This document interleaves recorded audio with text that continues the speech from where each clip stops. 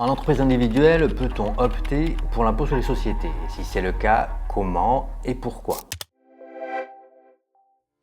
Je m'appelle Christophe Prieur, je suis associé du cabinet PMC Expertise Comptable, un cabinet spécialisé dans l'accompagnement des professions libérales et des investisseurs immobiliers. Vous êtes médecin, kinésithérapeute ou infirmier, vous êtes en entreprise individuelle et vous vous demandez si vous pouvez opter pour l'impôt sur les sociétés. Dans cette vidéo, je vous explique tout. La réponse est dans la question. Oui, depuis maintenant 2 ans, en entreprise individuelle, il est possible d'opter pour l'impôt sur les sociétés. Comment opter pour l'impôt sur les sociétés? Eh bien, c'est très simple. Il suffit d'envoyer à votre service des impôts des entreprises un courrier d'option dans les 3 premiers mois de l'année pour laquelle vous souhaitez être soumis à l'impôt sur les sociétés. Maintenant, pourquoi opter pour l'impôt sur les sociétés? De droit, en entreprise individuelle, vous êtes, comme vous le savez tous, vous êtes soumis à l'impôt sur le revenu. Si vous êtes au régime micro, ce sont vos recettes qui servent à calculer vos cotisations sociales et vos impôts. Si vous êtes au régime réel, c'est votre résultat qui est soumis à cotisations sociales et à l'impôt sur le revenu. Vos cotisations sociales et vos impôts sont donc directement liés à votre niveau d'activité, à vos recettes et à votre résultat.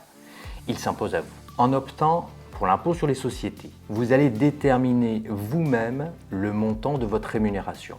Ce montant sera déductible de votre résultat et ce résultat sera soumis à l'impôt sur les sociétés, dont le taux réduit est de 15%.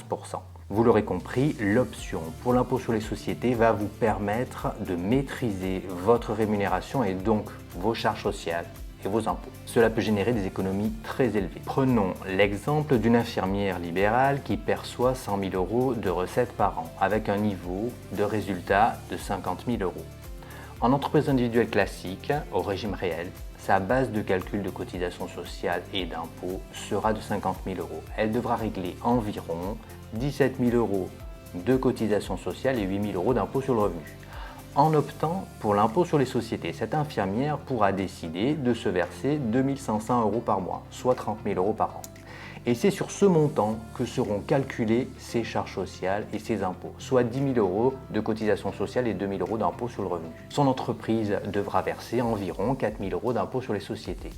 Elle fera donc une économie de 9 000 € par an. Pour résumer, vous pouvez retenir qu'en restant en entreprise individuelle, vous pouvez opter pour l'impôt sur les sociétés, que cette option est très simple à mettre en place, qu'elle permet de maîtriser sa rémunération et donc ses charges sociales et ses impôts. Attention toutefois, cette option ne permettra en fait que de lisser la rémunération d'une année sur l'autre. Il est donc très important de bien comprendre les conséquences de cette option qui ne permet donc que de lisser les rémunérations et donc les cotisations sociales et les impôts.